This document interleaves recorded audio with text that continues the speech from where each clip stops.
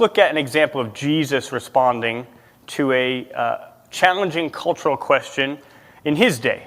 I'm thinking about when the Pharisees' disciples asked, should we pay taxes to Caesar? And now, if I was Jesus, I would have been so annoyed by this question. You know? I would have been like, seriously?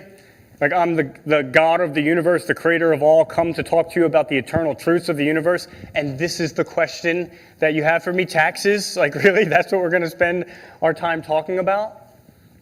But I find it so challenging, convicting, remarkable the way Jesus kind of saw past the frustration and responded in the most excellent way. So, do you remember the passage? Do you remember what Jesus does? Anybody? Yes, that's the conclusion he comes to. That's right. And the first thing he does en route there is, yes, right, whose face is on a coin. So he asked someone to give him a coin.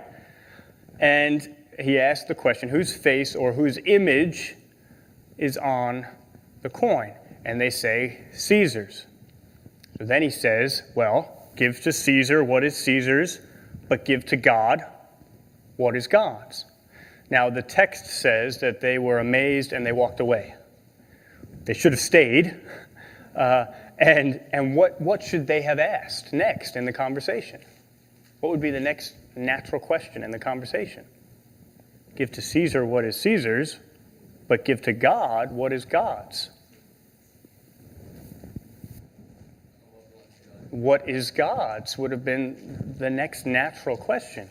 And we can't, speak for Jesus, but following the logic of the conversation, and a number of people have pointed this out, what's the likely response that Jesus would have given?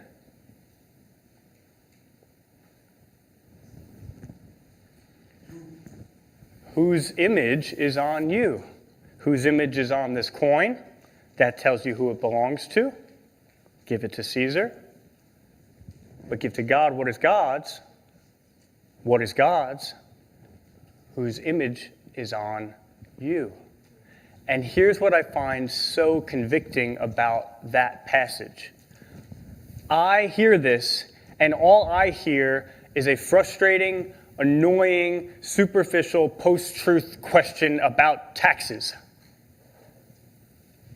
Jesus instinctively, immediately heard a question about belongingness, right? He heard that question as, to whom does something belong? And that is actually a deep, meaningful, significant question. Okay, give me the coin, whose image is on it, that tells you who it belongs to. What about you? Whose image is on you, that tells you who you belong to. And he sets that up for a conversation they never got to, but for a deep conversation about what it means to belong to God. Jesus gets from the question of culture to the truth of the gospel.